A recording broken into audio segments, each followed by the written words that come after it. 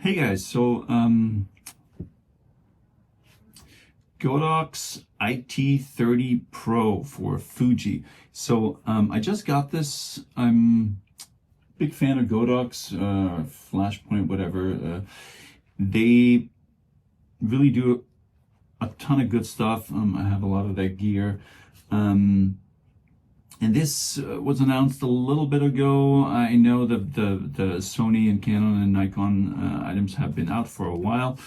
I work Fuji, so obviously it took a little bit for this to show up. So I'm gonna do a quick walkthrough. I haven't actually really opened it. I just cut the thing. So I'm gonna walk through this and look at it and see what it does. I'm super excited about it because this is not only a small TTL on camera flash, but it also is a full-on trigger flash control. So yeah, let's see. So box is usually the same, Godox manual. I'm probably going to need this because I think this thing does a lot of stuff. Okay, so wow, that is that's pretty cool. So that is so I don't know, for me the kind of small on camera flash, I'm not a big fan of on camera flash, I have to say this. But kind of the go-to thing was always the Contax compact, the G series, and they had a great on camera flash, and this looks like it's pretty much modeled right after this, which is great because that was a really great thing. Now, I'm always kind of blown away. This thing is like $90 or something. It's pretty hefty because obviously it has built-in battery, USB-C charging, which is great, awesome. Probably also for firmware updates and stuff. They're pretty good at that. Oh, this is cool. So it has a built-in wide and near diffuser. Okay, that is awesome. I don't know if you guys can even see that there. You just turn that on the side. I know that like a Leica flash or something, or some of the older flashes, they had like a, adapter you put on for wide angle, and then, normal, you do get it. But that adapter always gets lost in the bag, or, you kind of end up losing it. So, all right, let's turn this baby on. Let's see. Yes, English.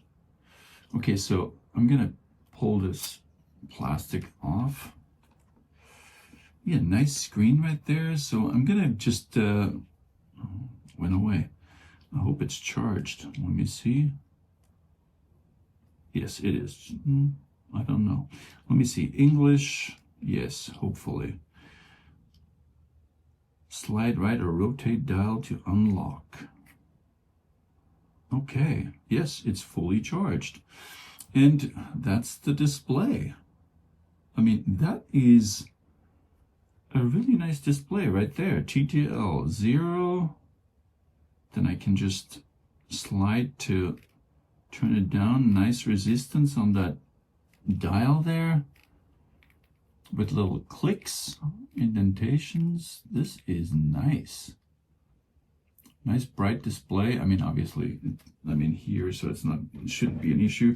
I'm gonna put this on here to kind of see clicks in. This is the unlock.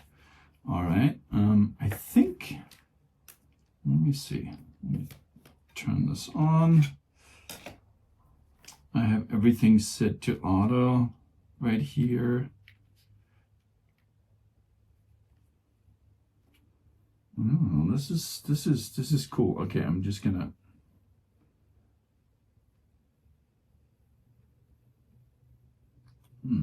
if I do this auto, gives me, oh, because it's, let me see.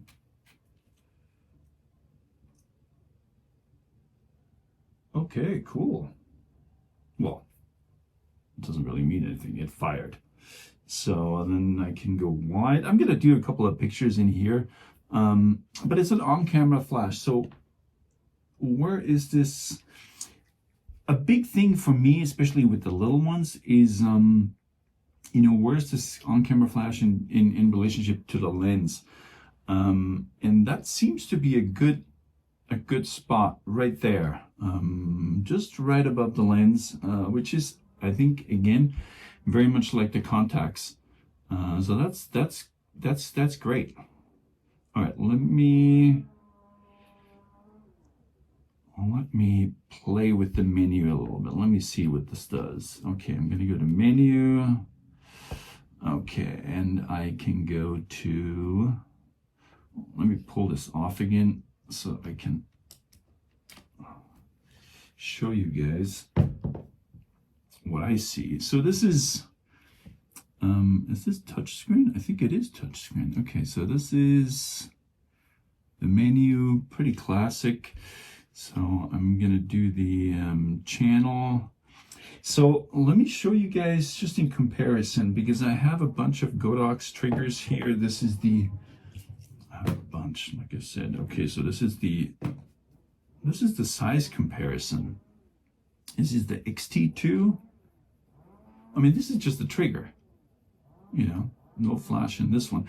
I have this as well, which is I think the older style, or I prefer this one, this screen, and it's kind of pointing upwards a little bit. I'm not a big fan of this.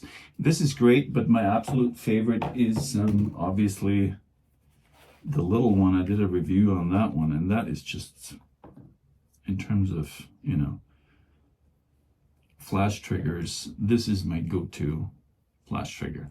So, and that is obviously smaller, but, you know, this is not bad at all. And I do like that this has USB-C port in. And again, I'm probably going to use this for, I'm not sure how much I'm going to use it for on-camera flash, or maybe just to bounce a little bit in. I'm going to have to play with that.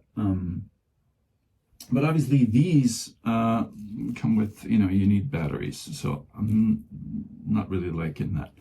I have all my triggers set to channel 32, which is, you know, not really, it's a preference. I've just been in a lot of studios and stuff, and areas where people shoot all the time, and then you get interference because a lot of people have Godox. All right, ID,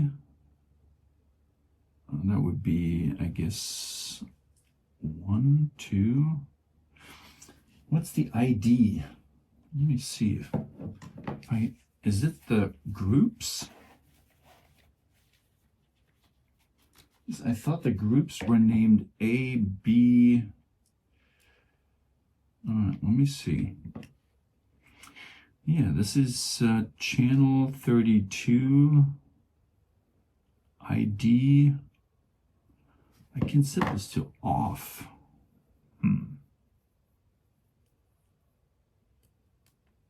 So let me just put this to off for now. Sync. Okay, I might have to look at the manual for this. So I'm just gonna go to set, and this is really easy. I can go with the dial as well. All right, menu. I have high speed, flash sync, pretty standard. All right, trigger distance. Wow, photocell. Okay, TCM, standbys, auto off, screen standby. This is pretty standard.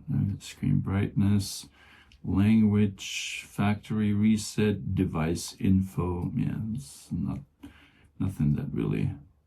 Trigger distance, 1 to 100 meters. So I can trigger 1 to 100 meters. I can set it to 0 to 30 or 1 to 100. Wow. Crazy town. Oh no, I don't want to do, I want to do, yes, 1 to 100. Why not? Actually, no. I'm going to set it to 0 to 30 because I don't think I'm going to need this to trigger anything past 30 meters. And I'm probably going to want to have a stronger, okay, photocell, S1, S2. I'm going to turn the photocell off because I don't think I'm going to trigger. So, you know, this is pretty much this is the Explorer 300, which is, I really like these. 300 watt seconds, small, fits into pretty much any bag. It still has 300 watts, so it's a great compromise. Still has the head. I can get a Bowens adapter. I can put any Pro Photo, anything I want on this with adapters. So it's a full-size flash head. Not too much weight on a light stand either. Anyway, this is going in a different direction. But I don't think I would turn a photocell on for this to trigger this for this to pop as well. So what I'm probably more interested in is, I usually have photocells on all my heads. Okay, so let me look into this, and I might have to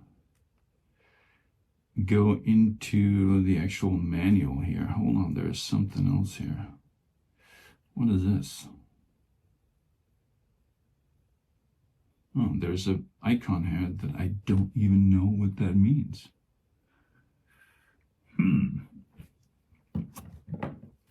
So let me look into the manual. Manual flash, multi-strobe, that's pretty cool. Group settings, multi-group. Okay, receiver mode setting. So that is receive the TTL flash signals from the sender unit. Manual flash, wireless shooting, one of our flashes. Okay, so this is the Wi-Fi Y-off mode. Is applicable when the flash is used on the hot shoe. Okay, that's what that is. Then sender mode is applicable. Oh, cool. When the flash controls other Godox flashes, and receiver mode is when the flash is controlled by other Godox. Y-off mode settings, TTL auto flash. Wow. Okay. So this is, so I guess in order to just use this as a trigger, I would have to use this in sender mode. That is cool though.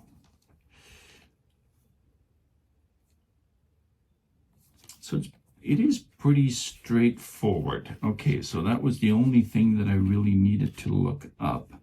Receiver mode, yeah, I don't think that's really gonna be necessary. Wireless flash shooting, I don't think that's necessary either.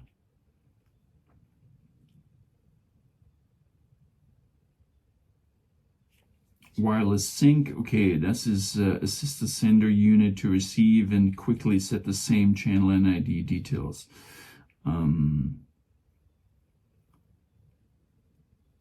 Global shutter sync, oh, I guess that's only for the Sony, because Sony is the only one that has global shutter. Interesting that they have to make it its own setting just for the Sony cameras with their global shutter now. Anyway.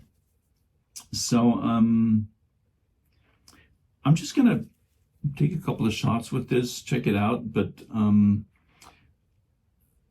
really, oh, there's a little plastic piece up there as well.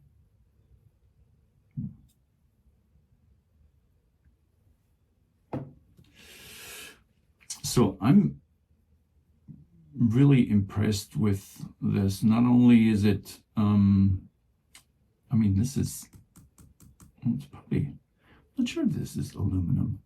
It looks really nice. If it is plastic, it looks pretty amazing.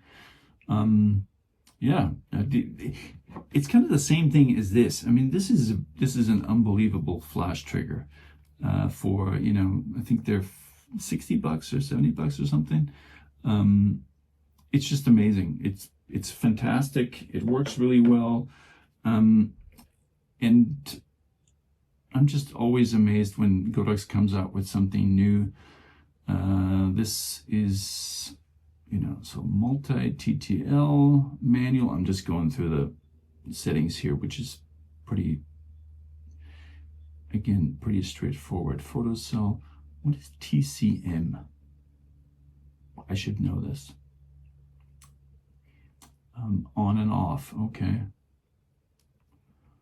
Don't know what TCM is. Standby. I don't really care about all this stuff. So again, for me, I think this thing does a lot more than I actually needed to do. Oh my God. Okay, I'm on multi-flash now. That's not a good thing because I don't need multi-flash. TTL.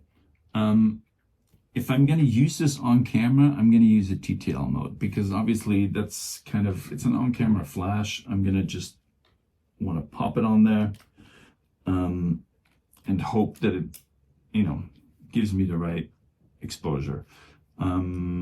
Probably do something that is, you know, might set minus or plus depending on the situation. I usually set my TTL either in the camera or on the flash itself to probably -1/2 or something, so it just softens the effect a little bit. So I'm gonna check out. I'm gonna take a couple of pictures and just pop them on the screen so you guys can see. But yeah, I'm super impressed. I mean, this doesn't add in any weight to this camera, which is pretty heavy. But and I think that the best thing about this is it kind of just live in my camera bag, and I think it's going to replace, for the most part, you know, like I said, this is definitely my go-to trigger. So this is the best. I usually then have a backup one, and I don't really use that one too much anymore. So it's going to replace this in my camera bag because that one hasn't really failed me, so I haven't really needed this one. But because it has the batteries in it, I'm not a big fan of, you know, having batteries just sitting in my camera bag until they, whatever, crust or something. So this is going to replace that. It's smaller. It's actually quite a bit smaller, and it's a camera flat, and it's a flash. And yeah, so if, you know, for whatever reason that one is not going to work, I can use this to trigger my the bigger flashes, which is just awesome. So it's a backup trigger plus on-camera flash for $90.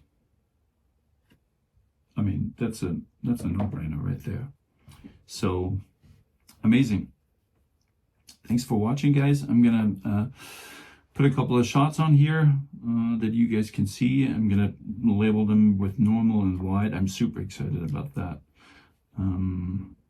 Yeah, thanks. Okay, so these are some of the shots, obviously, on camera flash. First thing that's obviously is the shadow of the lens shade in the bottom. So this is the 3570 all the way at the wide end at 35. So there's a shade on there. I could have taken it off. That's the difference between wide and narrow. I'm not sure I see a difference. The shadows are pretty harsh. It's an on-camera flash. I think that, so obviously there's that thing as well. So this is just zoomed in a little tighter. I think about a 45.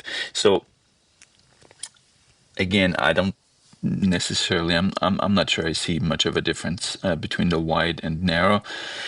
This looks a little harsher, so this might be the narrow. This looks a little softer, maybe. Obviously, with the wide, narrow settings, you get a wider spread, but especially with the GFX, the wide angle lenses are going to be an issue because of lenses are going to be too long, so that's a problem with on-camera flash. Another couple of shots here. This is I would assume the fall off is a little harsher in this one, so I would say this is the narrow, this is the wide. Again, not a big difference. It's a great thing to have and have it built in, so obviously you don't lose it and you can just put it on. When outside, this is TTL. Exposure seems fine. This is an example of why I don't necessarily like TTL, because I like to blend the exposure a little more. So I went to manual on this as well. And this is the manual setting. So this is the manual setting. Yeah, it looks nice. Obviously, if you're shooting portrait, you have to think about where your flash is, left or right. If you know which way you turn your camera. So yeah, this is a nice, this is no fill. This is no fill, and this is a little bit of a fill in there. So that's just yeah, it looks nice. It works well. This is about, I would say, about 10 feet away. So it has a pretty good throw. I would say 10 feet f5.6. So I tried to shoot this. This is obviously, further away. I didn't really expect this to show up, the flash to show up at all. This is 30 feet, maybe more. I don't see anything there. Maybe the first one, you can see it a little bit. I'm not sure. So this is without. This is about 15 feet, maybe 12 feet. And this is with the fill. So it works really well. I mean, that's a nice little pop in there for just a little flash that's just sitting on top of your camera. Yeah, I think it does a really good job, especially for the price and the fact that it's also a trigger. It's a no-brainer.